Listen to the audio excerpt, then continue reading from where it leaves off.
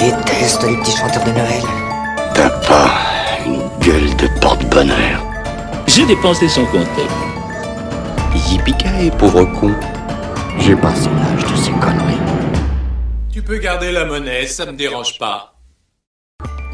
Bonjour et bienvenue au Popcorn Club, le podcast liégeois où on parle de cinéma avec des passionnés de pop culture.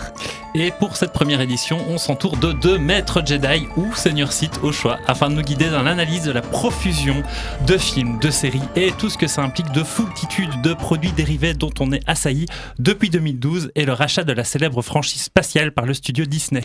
Alors on chauffe nos popcorn, on décapsule nos bières et c'est parti. Christophe Mavrodis d'abord. Donc, Christophe Mavrodis, mon nom est remarquablement bien prononcé, à moitié grec, à moitié cinéaste, à moitié scénariste, à moitié présentateur de films, ancien journaliste, entre autres avec l'autre compère, l'autre Zig, donc grand amateur de Star Wars, la guerre des étoiles, j'aime bien dire ça, depuis que je suis tout petit. Et donc Christophe Kortutz, je vais le prononcer comme il faut. Christophe Kortutz, je suis à la fois écrivain, journaliste, animateur aussi, amateur de cinéma, fan sans être fanatique de Star Wars depuis 1980, parce que je vous avoue qu'en 1977, je n'ai pas vu Un Nouvel Espoir, puisque Un Nouvel Espoir me faisait peur. Les bandes annonces me faisaient peur, j'avais peur de Chewbacca quand j'avais 7 ans. Et voilà, sinon, écrivain de l'imaginaire, j'aime bien ça de le citer, écrivain de l'imaginaire depuis 1997 déjà, ce qui ne nous rajeunit pas. 97, il faut savoir qu'il avait écrit une étude d'ailleurs de Star Wars qui s'appelait Les coulisses d'un mythe à l'époque et que j'avais lu avant de le connaître. Il ne m'impressionnait pas pour autant quand je l'ai rencontré la première fois, mais ça fait un élément... Qui à l'époque était effectivement le seul bouquin autorisé par Lucasfilm, écrit par un Belge en français, paru en librairie. Exactement, on pouvait l'acheter en Fnac. Depuis ça a changé, mais à l'époque effectivement on avait rempli un dossier de une vingtaine de pages pour être sûr qu'on ait le droit d'utiliser quelques photos, les noms des personnages et tout. C'était déjà pas facile à l'époque. Ouais. C'était pas encore avec Disney, c'était Lucasfilm uniquement. Et si je me trompe pas, c'est un ouvrage collector maintenant pour des collectionneurs de la saga Star Wars. Ah oui, parce que je sais pas quel colle avait utilisé l'éditeur, mais toutes les pages se décollaient après 3 lectures. Et les rares exemplaires qu'on trouve encore maintenant, ils sont en kit en fait. Donc, allez voir du côté de chez Ikea, il y a peut-être une chance d'en dégoter. Et donc je propose de démarrer cette émission sans plus de préambule. Cette dernière trilogie et surtout ce dernier épisode de la saga Star Wars, qu'en avez-vous pensé ? Moi j'ai eu l'impression quand même que le dernier opus était un peu plus fidèle à l'univers de la première trilogie, malgré des incohérences dans le scénario. Est-ce que la rapidité à nous raconter la dernière histoire nous rapproche ou nous éloigne justement ? Et je vous en prie. Christophe qui se lance là. Christophe. C'est vraiment une première, première. Donc et en plus, vous n'avez pas choisi facile, on s'appelle tous les deux Christophe. Ça, c'était fait exprès. On pensait que ça vous aiderait, mais finalement, ça amène beaucoup de confusion là-dessus. Est-ce que ça se rapproche de la première trilogie ? Allez, je plonge. Moi, je pense que le réveil de la force, donc le premier de cette post-logie, c'est comme ça qu'on dit la ça, post-logie, tout à fait. Voilà. Était structurellement et au niveau à plein des niveaux pratiquement une décalque du Nouvel Espoir, donc du Star Wars original, La Guerre des Étoiles, épisode 4. Ici, je trouve que oui, on retrouve certains éléments peut-être dans le rythme. Mais non, je dirais que c'est pas particulièrement. Moi, ça m'a pas fait penser en termes de structure, par exemple. Si ce n'est qu'on peut parler spoiler ou un petit peu quand même. Je crois qu'on peut y aller là. Tout le monde l'a vu. Donc le retour de Palpatine, effectivement, le retour de très gratuit. De Lord Calrissian dans très l'histoire. gratuit. Voilà, aussi, c'est comme tout fan service, c'est quand même généralement un tout petit peu gratuit. Mais comme tout ce qui est gratuit, c'est quand même sympa quand c'est gratuit, finalement. On passe un bon moment, quoi, mais c'est en sortant de la salle, on se dit, mais en fait, non. Il faut voir un peu, en fait. La question, est-ce que c'est vraiment fidèle ? Est-ce que c'est plus proche de la première trilogie ? Au bout d'un moment, j'ai envie de dire, bon, quand même, ça ne le serait pas, quelle importance. Le but aussi, c'est justement peut-être d'éviter de faire des Star Wars Prime, Star Wars Beta, machin, peut-être de sortir un peu de ça. Moi, bon, je me cache pas que la post-logie, ça a réussi presque à me faire prendre beaucoup de recul sur une saga qui est quasiment celle qui m'a fait rentrer dans le monde du cinéma. Je veux dire, j'ai un rapport très très proche avec La Guerre des Étoiles, puisque j'ai reçu quand j'avais 5 ans, j'ai reçu en 33 tours le Retour du Jedi qui était raconté par Dominique Paturel, et c'était mon premier contact avec ça. Je m'en rappelle encore maintenant, j'ai retrouvé le disque d'ailleurs quand j'avais 20 ans, et voilà, maintenant donc j'ai un gros attachement à ça, et pourtant la postlogie fait en sorte maintenant que je m'y intéresse plus trop. Et concernant le dernier film, je dois bien dire que dès que la première ligne en fait du texte déroulant est apparue, les morts parlent, Palpatine a envoyé un message, j'étais déjà perdu moi. Je me suis dit pourquoi pas la prochaine fois commencer en disant c'était la merde mais nos héros ont gagné, victoire, générique de fin. Ça sent un peu le formol quoi, tout ça. Ah, vous êtes durs, les gars. Vous êtes vraiment Mais durs. moi, je trouvais que justement, ici. Oui, c'est vrai que j'aurais dû prévenir en préambule. Je pense que ça va tirer à balles réelles, en fait, aujourd'hui. Non, mais on peut, y a pas de souci. Non, mais je pense J'ai mis mon gilet par balle. Non, mais attendez, parce que j'ai pas encore dit que je suis du genre à défendre la prélogie, par contre. Oui. Ah, mais on va y Mais on a qu'une demi-heure, donc ça va être possible. C'est ça que j'allais dire, c'est que je trouve ici avec la postlogie, j'essaie de pas me à ne pas confondre avec la postologie, c'est-à-dire la manière de consommer Star Wars. C'est pas tout à fait la même chose. En fait, j'ai l'impression que dans la postlogie, ils ont tellement. Enfin, moi, j'ai cette impression visuelle qu'ils ont tellement essayé de coller, que ce soit au niveau le premier des trois. Non, parce que je me perds un petit peu. Le réveil de la force, voilà. C'était tellement une copie conforme de ce qui a été fait avant. Moi, je vois tellement que ça essaye tellement de coller, même au niveau graphique, même au niveau des personnages, que justement, moi, ça m'en éloigne totalement. Tellement, c'est too much, quoi. C'est toujours le problème de la quadrature du cercle, des suites, des dérivés, des éléments qui se passent dans le même univers. C'est-à-dire que si on s'en éloigne complètement, on l'a vu avec les derniers Jedi, Ryan Johnson s'est un tout petit peu éloigné du truc, tout le monde a commencé à s'énerver, à le vouer aux gémonies, enfin tout ce qu'on imagine. Par contre, si on est trop proche, il a copié, ça va pas, etc. Bon, si on sort le faucon millénaire avec, je sais pas moi, l'arrière en mauve et l'avant qui clignote avec, ça va pas aller non plus. Version pimpée, quoi. Voilà, Pimp My Ride version Star Wars, ça va pas aller non plus. Clair. Donc, je crois qu'en fait, le problème, c'est que le genre de truc, c'est lose-lose. Ouais. Voilà. Alors, il y a des gens qui aiment, il y a des gens qui aiment pas, il y a une manière de... Et puis, il faut jamais oublier non plus que ce soit l'épisode 4, 5, 6 ou maintenant, de manière assez surprenante, la prélogie, tout ça baigne dans une espèce de nostalgie qui fait que c'est très difficile d'aborder ça avec un minimum d'objectivité, me semble-t-il. Et est-ce qu'un des problèmes de cette postlogie, c'est pas justement qu'il y a un manque de cohérence même entre les trois films de cette trilogie pensée normalement comme une trilogie, et ce qui n'a pas forcément toujours l'air d'être le cas. Mais disons penser comme une trilogie, c'est-à-dire, si je me rappelle bien l'enchaînement des faits, c'est quand on a appris que Disney rachetait Lucasfilm, c'est dans la foulée, on a entendu très très vite, il y a une nouvelle trilogie qui va arriver. Voire même quasiment une date de sortie, je pense, qui est arrivée dans le mois qui a suivi. On a su tout de suite qu'il y avait une suite qui allait être mise en place. Et là, la question, c'est après, au-delà de ce qu'on peut en penser, c'est peut-être, mais quelle est la cohérence interne de ce que ça raconte on a vu très vite, en fait, tu vois, dès qu'il y a eu les premières bandes annonces de cette postlogie, on voyait d'emblée qui disait... La sensation que j'avais, c'était tout le discours, c'est on va de nouveau les filmer en pellicule, on va vous faire du décor en vrai. Et les premières images qu'on voit, c'est les vaisseaux impériaux dans le sable, tout ce qui te rappelle immédiatement les décors de la trilogie originale. Et en termes de traitement aussi, quelque part, une espèce de désaveu de la prélogie. Mais qui d'un autre côté, paradoxalement, est revenu à 2-3 reprises dans la suite. C'est-à-dire qu'il y a quand même des éléments qui étaient présents dans la prélogie, qui sont réexploités dans le dernier Jedi et là dernièrement dans c'est quoi le titre encore ? L'ascension de Skywalker. Voilà. Où Palpatine dit directement une des phrases de l'épisode 3 quand il parle des pouvoirs du côté obscur et tout ça. Mais disons que une des volontés de cette espèce d'épure qu'il y avait dans les épisodes 4, 5, 6, donc d'avoir soit l'espace, soit des vaisseaux, ou alors des terrains un peu désertiques, ou des planètes qui ne sont faites que d'éléments purs. Quelque chose d'épuré. Planète des bois, planète des glaces, planète des sables. Ça venait aussi de contraintes économiques, parce que quand on voit les premières ébauches de script que Lucas avait pu faire et tout ça, on était dans la prélogie pour le coup.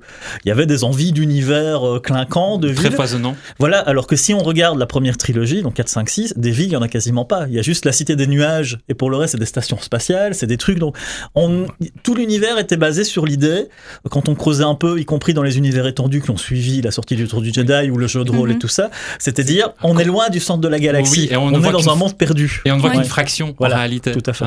Ce qui suggérait beaucoup de choses d'ailleurs. Je veux dire, quand on regardait les épisodes 4, 5, 6, on s'imaginait mais telle autre planète, qu'est-ce qu'il y a dessus, qu'est-ce qu'il y a.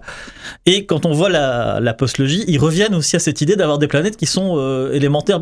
Je veux dire la planète des sables, Jakku qu'on voit dans l'épisode 7, on dirait que c'est Tatooine, tu dirais oui, voilà, il n'y a pas de souci, je veux bien te croire.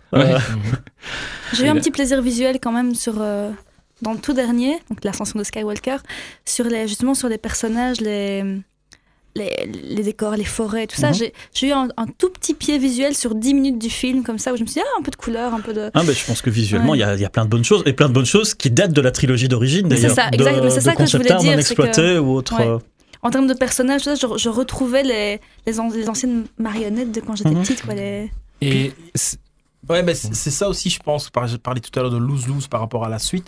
C'est qu'il ne faut jamais oublier que le premier épisode qui est arrivé, donc sans même que Lucas, il avait peut-être imaginé des suites, mais il n'imaginait pas le succès. Et donc, moi, je pense que la première trilogie et surtout le premier épisode a ouvert un tel champ du possible dans l'esprit des gens, pas sur l'écran, parce que c'est vrai que quand on le revoit en termes visuels, pas après quand on regarde les éditions tripatouillées, mais vraiment si on regarde ce qui est paru en 1977, je dirais presque que c'est pauvre. Enfin, il y a une recherche évidente, mais c'est pauvre en termes de...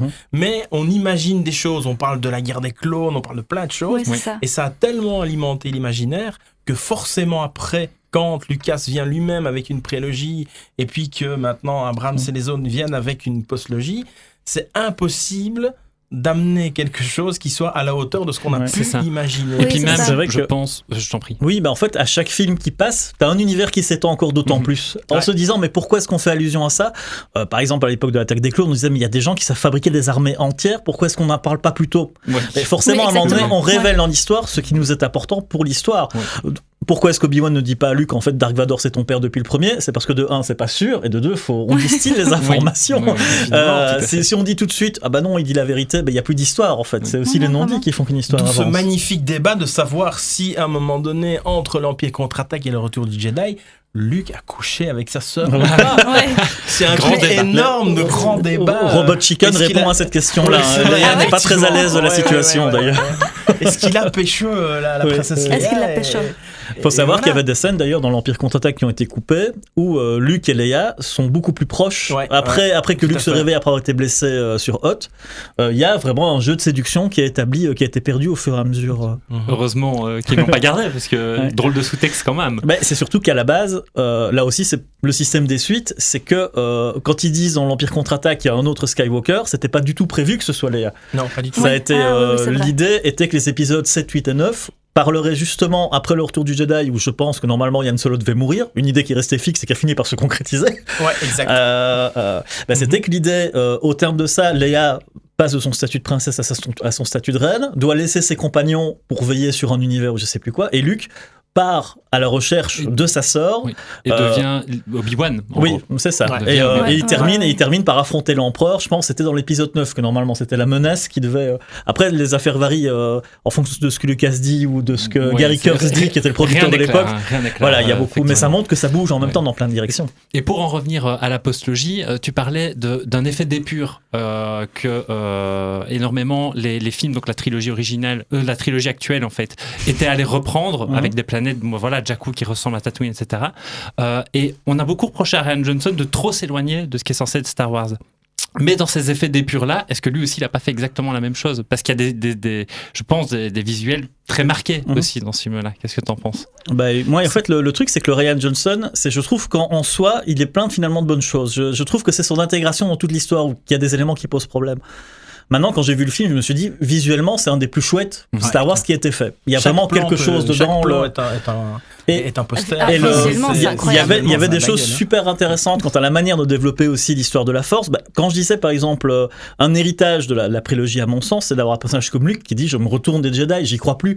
Quand il dit, alors, au sommet de leur puissance, ils ont laissé Darth Sidious accéder au pouvoir, et que Luke dit, du coup, les Jedi vont mourir parce qu'ils se sont plantés, parce que je me suis planté. Toutes ces idées-là, moi, je les trouve assez riches. Le combat dans la salle de Snoke rouge, comme ça, où pour la première fois, on lance aussi l'idée qu'il n'y ait pas forcément, t'es du côté obscur, t'es méchant, t'es du côté blanc, t'es gentil, mais justement, un équilibre qui peut s'établir entre les deux.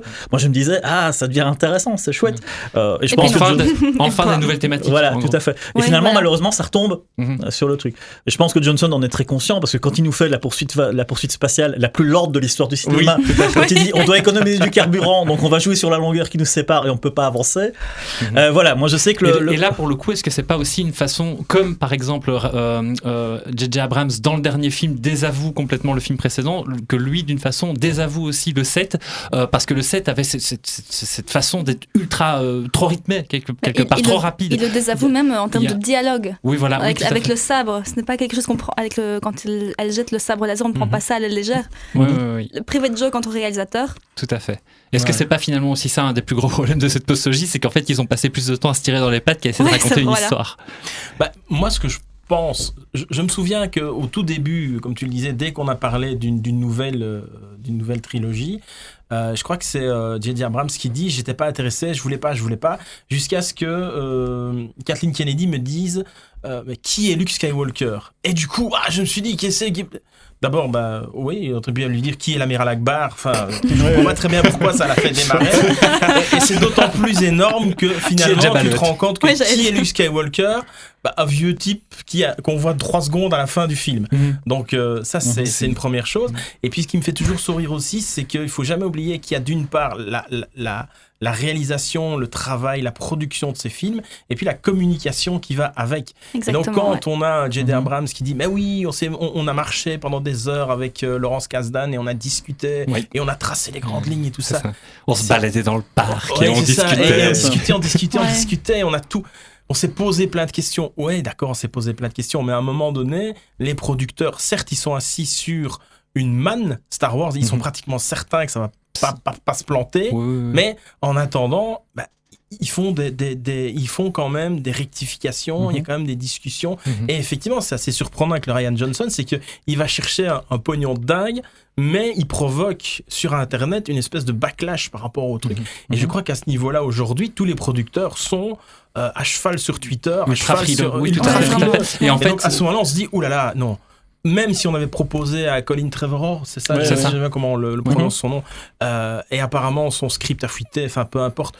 Là, on se rend compte que non, on va revenir vers JJ parce que lui, il nous a fait un truc où tout le monde était content et on sait bien qu'il est assez consensuel. Mais je rappelle quand même, et on n'en a pas beaucoup parlé, donc je ne sais pas si c'est du pipeau ou pas. Il y a eu sur Reddit un thread disant que apparemment JJ était pas du tout content par rapport au montage qui finalement est sorti. Il avait un montage un peu plus long, il avait d'autres choix musicaux, et apparemment aussi, Disney aurait très mal pris le fait qu'il a signé, je pense, un énorme contrat avec la Warner, pour lequel on parle de lui sur un nouveau Superman, etc. Tout ça s'est déroulé en coulisses pendant qu'il travaillait sur la finalité de l'ascension des Skywalker. Et sans certitude. Mais... Sans certitude, mais... Quand on voit comme parfois il y a des discussions en coulisses assez effarantes dans le milieu, et surtout sachant que Walt Disney c'est aussi Avengers, c'est aussi Marvel qui domine par rapport à DC, tandis que Warner c'est DC. Il y a tous des petits jeux probablement de pouvoir qui se lient là, qui ne seront jamais évidemment dit clairement. C'est ça. Voilà, c'est particulier. Par rapport à un truc, bon, moi, pour dire justement, parce que j'aime pas j'aime pas démolir les trucs pour démolir, donc, bien sûr. pour prendre un petit peu le parti de J.J. Abrams sur l'épisode 7, c'est que le début, à partir du moment où il n'essayait pas de faire une photocopie de certains éléments des épisodes précédents, donc l'arrivée des nouveaux personnages, l'idée de Finn qui est un Stormtrooper qui d'un coup découvre qu'il supporte pas de massacrer les gens, qui veut, je veux dire, tous ces nouveaux personnages là en fait, que ce soit BB-8 ou même le Poe Dameron, c'est des personnages avec lesquels moi j'ai particulièrement bien marché, donc je veux dire les 45 premières minutes où on découvre des nouveaux personnages, où on renoue effectivement avec ce côté un peu pulp de gens qui sont maladroits mais qui s'en sortent comme ça de justesse, qui font exploser les trucs à un rythme un peu effréné, tout ça c'est aussi pour ça qu'on aime Star Wars, c'est pas parce qu'à un moment donné t'as Luke et Yoda sur Dagobah qui parlent de la Force, c'est aussi parce que t'as un côté film d'aventure qui fonctionne. Et moi par contre c'est dès qu'ils ont essayé de rattacher les wagons avec l'ancienne trilogie, c'est là que moi que ça a commencé à me perdre. C'est ça que je disais, et en fait, c'est typiquement dans le film, dans le set, c'est le moment en fait où Han Solo arrive. J'ai vraiment senti comme ça aussi. Effectivement, dès que Solo arrive, d'un coup, c'est déjà que son arrivée, ça fait un peu show télé. Il arrive, hop, on est à la maison avec le petit silence où on a l'impression que les gens sont là pour applaudir. Genre, bravo. Et c'est vrai que moi, ça résume un peu tout le problème que j'ai avec la postlogie. Et là, je vais rebondir sur les propos d'un prof de scénario qui s'appelle Christophe Lambert. C'est pas une blague, il s'appelle vraiment Christophe Lambert. Encore Christophe. très bon écrivain en plus. Encore oui, très bon écrivain. Un très bon écrivain Qui mentionnait disait- en fait à l'époque des derniers Jedi que pour lui il y a clairement il manque un film de transition entre l'épisode 6 et l'épisode 7 en fait d'une certaine façon. C'est comment est-ce que cet univers évolue pour qu'on en arrive à ce que des personnages extrêmement positifs, faut pas dire que c'était ça aussi l'énergie des Star Wars 4, 5, 6, c'était qu'à l'époque fin des années 70 alors qu'on sort du nouvel Hollywood, on a une espèce d'optimisme interplanétaire qui débarque avec le personnage de Luke qui est un ingénu mais qui est plein de talent, qui croit fermement dans ses valeurs. Ah oui, il y a une alors- époque où tous les films sont très négatifs, Voilà, après des exactement, scandales, ouais. après le Watergate et des Évidemment. choses ainsi. Après Taxi Driver, Après Taxi qui Driver, sort Star tout à Wars. fait, Voilà, ouais, c'est ouais. pour ça que Star Wars d'ailleurs, Brian De Palma disait mais qu'est-ce que tu nous fais, c'est quoi ce truc, qu'est-ce que t'es en train, c'est pas de notre Ouais. époque. Et effectivement il arrive là-dedans. Donc après comment est-ce que de cette transition où en plus ces personnages optimistes ont eu la récompense de leurs efforts avec d'un côté Luke qui arrive contre l'avis de ses maîtres, contre l'avis de à faire en sorte que le grand méchant spatial intergalactique de tous les temps, Dark Vador, redevienne gentil, élimine l'empereur. Comment imaginer que On son croyait contexte- qu'il éliminait l'empereur. Croyez. Ah, mais c'est pas ce que vous croyez. Mais surtout que l'idée a été exploitée dans des comics, mais ça, je sais pas si on a le temps d'en parler. Oh, Sur mon on en avis, on parlera. n'aura pas. Ça va être chaud, ça va. Par Par contre, t'as déjà anticipé ma question Ouais. suivante où justement il manque quelque chose entre le 6 et le 7. mais oui, tout Les à côtés fait. de Jedi, le Han Solo qui devient ambassadeur, tout ça. On sent d'ailleurs bien que c'est la partie qu'ils essayent de raccommoder constamment dans les Exactement, trois films. voilà, C'est-à-dire, c'est ça. qu'est-ce qui s'est passé dans ce trou? Et en parlant de lien entre la première Voilà, trilogie ouais. et la postlogie, Ouais. on va y arriver. Hein. Est-ce que finalement, ce qui manque pas aussi à cette postlogie, et surtout dans le 7, c'est un contexte politique, typiquement ce qu'on avait reproché à George Lucas dans la prélogie. Oui, parce que c'est vrai qu'on se pose un peu la question. À quoi elle sert la résistance la nouvelle République. En fait, il semblerait qu'il y a une nouvelle République, mais il y a besoin aussi d'une résistance Ouais, voilà. face à ce Face à- premier ordre qui est en train de reprendre le pouvoir.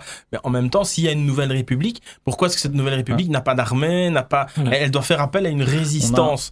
Donc c'est On a l'impression qu'il y a des enjeux comme ça qui sont pas très clairs. Dans le sens où on te parle d'un côté d'un Kylo Ren que Luke, dont on dit dans l'épisode 8 que Luke a eu tellement peur de son côté obscur qu'il a été prêt à le tuer dans son sommeil. Pour moi, c'est l'aberration au niveau de Luke Skywalker. Parce que je peux pas imaginer que ce personnage-là, le mec qui est prêt à sauver son père, alors tout le monde lui dit tu dois tuer Dark Vador, et on sait que Dark Vador est une crapule. Imaginez que lui, réfléchi. Son neveu est en train de dormir. Oh là là, il est super méchant quoi. Je vais allumer mon sable laser, Je vais le je buter, quoi. vais peut-être le buter. Surtout qu'on se rend compte après que Kylo Ren n'arrive jamais à la hauteur de tout ce dont il ambitionne en tant que tyran. Ah oui, non, effectivement. On peut se dire qu'à ce moment-là, il a quand même mal vu. Lui qui a mal estimé le potentiel de son. Et surtout que Kylo Ren, par exemple, pour moi, est l'exemple même d'un personnage dont j'ai l'impression qu'il se construit sur base de. Attention, on avait des personnages dont on dit ils sont habités par la lumière comme Luke, mais ils sont tentés par le côté obscur, donc joueront là-dessus. Et Kylo Ren, j'ai l'impression qu'ils ont inversé la donne. Oui, C'est- exactement. Imaginons un Ouais. personnage négatif qui est tourmenté par le fait qu'il veut revenir vers la lumière. Ouais. J'ai l'impression qu'on fait simplement des C'est ça. négatifs Oui, comme ça. d'un jeu de miroir, mais Ouais. qui fonctionne pas aussi bien que quand James Cameron en fait un. Voilà, Oui. on dirait ça. Bah, sachant qu'après, pourtant, ils avaient un acteur qui était en mesure de faire des choses superbes, d'ailleurs qui se débrouille pas mal du tout. Hein, Ouais, Adam tout à Driver. fait. Adam Driver, ouais, tout ouais, à fait, ouais. excellent acteur. Ouais, il oui. est super. Oui. Tout à l'heure, tu parlais de ton amour pour la prélogie. Mhm. Alors, je vais peut-être dire un truc un petit peu honteux. Moi, j'ai découvert Star Wars avec la prélogie. Mais comme beaucoup, mais comme moi. Mais Enfin, ça comme dépend. beaucoup. Il y a un truc générationnel en fait. Ouais, là-dedans. vraiment. Générationnel, hein. Et Vous c'est êtes des quand- gamins, alors. Mais exactement. forcément, Et c'est mon amoureux qui m'a fait découvrir la première trilogie. Et là, j'avais tellement pas aimé, moi, la prélogie. prélogie. Quand j'ai découvert ce film de 77, je me suis dit, mais je suis passée à côté toute ma vie, en fait. Qu'est-ce qui s'est passé? Bah, disons, moi je dirais pas que je suis un amoureux de la prélogie, c'est juste que, en fait, c'est une espèce pour moi de. La numérotation 1, 2, 3, 4, 5, 6, j'ai toujours trouvé ça bancal à partir du moment où Lucas a essayé de se justifier dans son truc. Ouais, c'est ça. C'est, je veux dire, toute l'histoire d'Anakin, c'est jamais encore une fois qu'un décalque de l'histoire de Luke. Exactement. Tous les Mais inversé. éléments qui traversent, c'est un peu tout ça. Donc j'ai envie de dire, pour moi, c'est presque une espèce plutôt de série dérivée qui te raconte comment Vador a pu devenir. L'histoire principale de la guerre des étoiles, pour moi, c'est comment Luke affronte tout ça. Ça a toujours été un peu le truc. Mais j'aimais bien cette idée d'avoir des nouveaux univers, d'avoir d'un autre côté aussi un peu les couilles parfois de. Ce qui a été reproché aussi de montrer des Jedi qui dirigent des militaires. Il y a des gens qui ont dit, mais qu'est-ce que c'est que cette histoire? Des chevaliers qui. C'est pas des guerriers, quoi. Et ils en parlent en même temps. Mais Lucas, je trouve que thématiquement, il y a plein de choses qui sont soulevées, mais il a été pris dans un jeu à la fois trop de pouvoir peut-être, parce que du coup il Et- avait personne pour lui opposer des avis. Est-ce qu'il n'y a pas eu des premiers effets pervers d'un effet réseau social qui prend de l'ampleur, par exemple sur son traitement des médicoriens et de Jar Jar Binks, qui au fur et à mesure des films a de plus en plus été sous-exploité en réaction à la réaction des fans, Ouais. quoi, justement. Mais je crois que c'est assez surprenant. Moi, quand on voit, je pense, à mon sens, un des meilleurs ou un des making-of les mieux foutus, c'est celui de l'épisode 1, qui est assez, je dirais, candide, où on voit plein de trucs. Et on a vraiment l'impression qu'en fait, il a écrit une première version de son scénario, et il n'a pas été plus loin. C'est ça. Et c'est ça. puis, il Ouais. a fait ce qu'il a, c'est comme il a toujours rêvé de faire avec les premiers, mais ça a été plus compliqué. Ici, il a une énorme machine de guerre à son service pour développer à partir de ce scénario assez basique tout un univers, etc., d'une richesse graphique, etc., incroyable. Et c'est ça, je crois que c'est Kathleen Kennedy qui disait aussi, c'est que pour elle, tout le travail de George Lucas sur la prélogie, c'est essentiellement un travail technique, presque, jusqu'à même aller, à certains moments, on le sait, à prendre des acteurs dans des prises différentes et les intégrer dans le même plan et dans la même Oui, oui, prise. oui, oui. Et Il a donc fait- certains acteurs ont joué quelque chose avec un acteur dans un décor vert où on leur a dit vous êtes là, et en fait quand ils voient le film c'est pas au même endroit et la réplique qui renvoie c'est pas celle qu'ils ont envoyée, voire même parfois pas avec les mêmes C'était une acteurs. espèce de labo, en fait. Oui, mais c'est ceci un dit, cette grand méthode labo. de travail, c'était déjà le cas sur l'épisode 4. Il y a beaucoup d'anecdotes qui Ouais, disent ouais, Lucas ouais, disait ouais, ne me ouais, donnez ouais. pas des scènes, donnez-moi des plans. C'est-à-dire Oui, qu'il pouvait à un moment donné, Ouais, il filme Chewbacca, ouais. il dit donne-moi un hurlement, puis voilà, c'est bon. Tu fais Lucas, super bien Chewbacca. Attends. Vincent. Ah, j'y arrive pas. Ah. Non, ça non. Faut faire et en fait, sa méthode de construire les films plutôt en post-prod, il a toujours été passionné par Ouais. le montage, Lucas. Il était considéré comme un génie d'ailleurs à l'époque. C'était un super bon monteur. avec l'aide de sa femme hein, quand même. Oui, Marcia tout à fait. Lucas Marcia était était monteuse. était Une monteuse. monteuse et a monté Une pour monteuse de génie, Scorsese. d'ailleurs. Scorsese, Tout à fait. tout à fait. Elle était Une monteuse de pour génie pour aussi. Scorsese, ouais, Je pense que c'est ouais. Paul Hirsch aussi qui était le monteur, entre autres, de Palma, qui est Ouais, génie aussi. ouais. Lucas n'aimait pas du tout le travail de ses monteurs initiaux sur le premier Star Wars. Il revenait le soir pour travailler dessus. Et je pense qu'en même temps, quand on donne à une personne comme ça qui, quelque part, ne se dit jamais que son film est fini Oui. et revient constamment des outils comme le numérique, je pense que le problème, c'est que du coup, quand est-ce qu'il s'arrête ? Ouais. Il y Jamais. a des choix qui ont été faits dans la prélogie en termes de production qui sont un peu aberrants à l'idée. Se dire par exemple que tous les Clone Troopers seront des images de synthèse. Ouais. Absolument tous. Ouais. Il y a pas eu 10 costumes qui ont été faits. Il y a moins de costumes de Clone Troopers que de Stormtroopers dans la trilogie Oui, originale. ouais, tout à fait. Alors parfois c'est parfaitement bluffant parce qu'on se dit putain, mais on se dit en même temps qu'est-ce que ça peut représenter comme difficulté à mettre en branle. à mettre en branle tout Oui. ça. Ouais, c'est ça. Et en même temps, Ouais. c'est un petit détail qui fait ensuite, qui fait que parfois, il y a une espèce de non-réalité quand on regarde les choses qui devient embêtant, quoi. Forcément. Pour l'attaque des clones, il fait télécharger une version avec un plan supplémentaire final dans le mariage. Mhm. Je crois que c'est 2 jours avant la sortie du film. Ah oui. Ça Ce va. plan Ouais. sur la main Oui, tout à fait. d'Anakin Skywalker, mécanique et Oui, oui, oui. argenté, Ouais. ou doré, je sais plus, Mhm. Ouais, n'est est dans le montage 2 jours avant, parce qu'on Ouais, peut ouais, aujourd'hui ouais. télécharger C'est des ça. des C'est ça. transformations. Et donc, tu parlais aussi au moment où ils ont voulu faire la prélogie. En fait, tu dis que George Lucas, à un moment, il arrivait avec un script qu'il avait sorti. C'était la première version du script et on l'a tout de suite pris. Et ce qu'il a, pour le coup, était peut-être différent de la façon dont il a écrit en fait la trilogie originale, où là, on le faisait sans cesse revenir Ouais. sur le script qu'il faisait. Et c'était justement une des raisons pour lesquelles, en élagant, il a créé un univers en fait Ouais. super vaste. Encore une fois, là, c'est assez marrant parce qu'il y a plein de versions différentes, quoi. Il y a des versions où il prétend que il avait écrit toute l'histoire, quasiment des 9 films, et puis il s'est dit, ah non, il y en a vraiment qu'un que je dois tourner.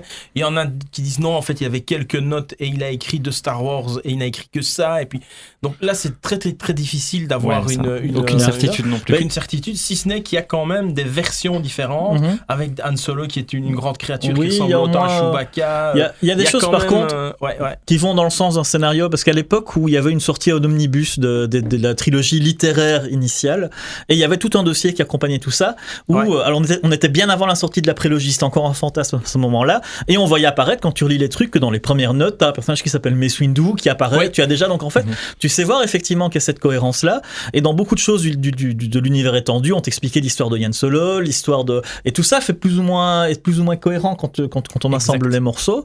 Maintenant, le truc, c'est que quand il travaillait sur Star Wars, il y avait des gens qui lui disaient, tout le monde nous le dit quand on en discute, que ce soit avec des gens comme David Russell ou même Gary Kurtz, c'est que c'est des personnes qui ne le laissaient pas partir tout seul. Il disait à un moment donné, là je m'intéresse plus à Luke, trouve quelque chose, donc on a envie de nouveau avec lui. Mais c'est intéressant de voir que, et puis je termine là-dessus moi de mon côté sur ça, c'est que Michel Quillon, qui faisait une analyse des Star Wars à l'époque du Retour du Jedi, disait des choses super intéressantes où il dit par exemple, maintenant que la trilogie est finie, c'est marrant de voir que il n'y a pas de personnage de mer. Donc par contre, il n'y a pas d'univers aquatique. Et il dit, il y a des chances pour que ça fasse partie des éléments importants de la trilogie à venir. Et c'est vrai que quand on regarde après la prélogie, c'est la mère d'Anakin qui est le déclencheur principal de son truc, et il y a de la flotte partout. Il y a de la flotte partout. Tout à fait. C'est vrai, j'avais jamais vu ça comme ça.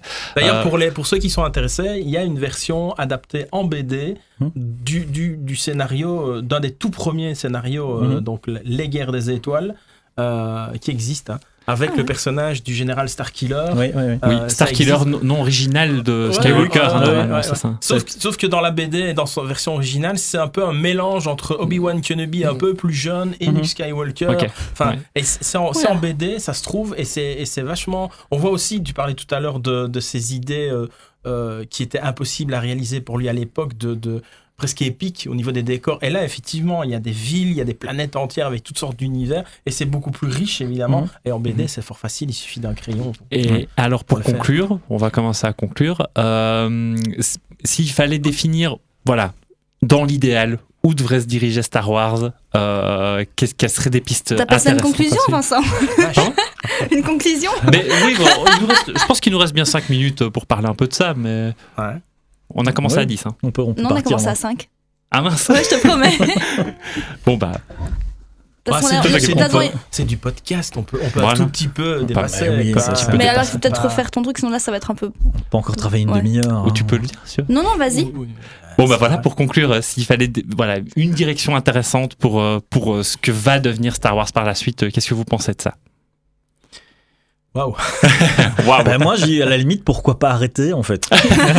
Non, mais dans le sens où pourquoi systématiquement tout rallonger, cette histoire, je dis déjà à mon sens, les 4, 5, 6 se suffisent à eux-mêmes. Je veux dire, il y a pas à sortir de ça encore pour raconter des choses. Ça se tient. Donc ici, pourquoi revenir constamment sur des formes? À un moment donné, oui, il y a des choses qui sont sympas, des choses qu'on aime moins et tout le truc.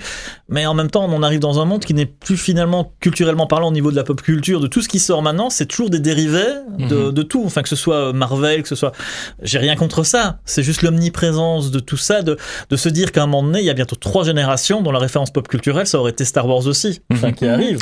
Mais c'est le cas de mes gosses, c'est mon cas, et c'est le cas d'un de mes oncles. Enfin, je veux dire, pourquoi pas à un moment donné un petit peu arrêter tout ça et peut-être repartir vers autre chose.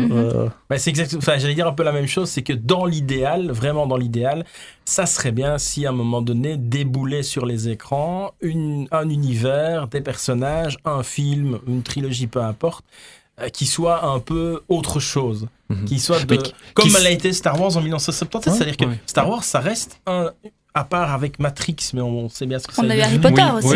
Mais Harry Potter est inspiré de films, de livres. Tandis que Star Wars, l'inspiration de Star Wars, c'est effectivement du cinéma, du serial, etc. Mais c'est un projet purement cinématographique. Ce qui serait quand même bien de voir arriver un jour, c'est un projet purement cinématographique. Il y a eu des essais, mais chaque fois ça se plante parce que aujourd'hui, à la fois le public et je crois aussi les producteurs pense IP, comme on appelle ça, propriété intellectuelle. Il faut des trilogies, il faut s'accrocher à autre chose. Maintenant, en termes de Star Wars, des franchises. En termes de Star Wars, ce que je trouverais vraiment sympa, par contre, c'est de proposer quelque chose qui n'a plus rien à voir avec Skywalker. Oui, c'est ça. Parce que pour un univers qui est aussi vaste et qui a été aussi étendu en bouquin, il y a quand même d'autres gens. On a l'impression que tout le monde est un cousin ou lié à quelqu'un de la trilogie originale. On dirait bientôt un enfant caché de Luke Skywalker et Leia. Ce qui fait que cet univers si vaste au départ a l'air maintenant incroyablement étroit. Voilà, exactement. Et c'est ce que Rian Johnson a essayé de faire en disant Rey n'est personne, ce petit garçon à la fin de l'épisode qui est capable de manipuler la force. Ouais, et puis maintenant, non, finalement, c'est quand même Oui, la fille de ouais, Palpatine. Ah merde. Ouais, c'était un peu du rétropédalage. C'est quand même voilà. la cousine de. Mais voilà, c'est par rapport à ça, parce que tu parlais de Matrix, mais là maintenant Matrix revient en Ouais. plus. Je veux dire, En plus, c'est c'est vrai vrai. que quand la prélogie est arrivée, donc on était début des années 2000, il y avait Matrix qui a déboulé sans que personne s'y attende. Du neuf, et puis il y a le Seigneur des Anneaux, adaptation d'accord, mais projet colossal d'adaptation Ouais, de 3 films tournés en même temps, loin d'Hollywood, parce qu'il faut pas oublier que ça s'est fait en En Nouvelle-Zélande. Nouvelle-Zélande, oui. Donc le projet était hyper stimulant. Donc c'était ces 3 grands projets épiques et l'arrivée d'Harry Potter effectivement sur les grands écrans à l'époque. Mais à ce moment-là, même l'histoire n'était pas finie d'Harry Potter. Les romans sortaient Ouais, encore au fur et à mesure, donc il y avait quand même beaucoup d'incertitudes. Là maintenant, je veux dire, on attend les nouveaux Star Wars. À l'époque, je veux dire, la distance entre le Retour du Jedi 83 et l'épisode 1, c'est 15 ans. C'est la distance qui sépare la menace fantôme de Tout à fait. l'épisode 7. Donc, Tout à et fait. maintenant, cette attente est différente. On se dit, oui, c'est alimenté constamment, on attend le truc. C'est voilà, prenons un peu de recul avec Voilà. ça, quoi. C'est bien aussi. Super, bah voilà pour le mot de la fin. Merci à vous, Christophe Mavroudis et Christophe Cortutz, pour cette sagesse ancestrale, toute droit venue des domaines les plus méconnus de la force. Ça. Quelle belle Oh là là. conclusion. Oh là là, Ah, c'est ça beau. c'est beau ça. Et c'était donc le Popcorn Club et bientôt à retrouver sur toutes les bonnes plateformes d'écoute. Et merci et à bientôt. À bientôt. À bientôt. À bientôt.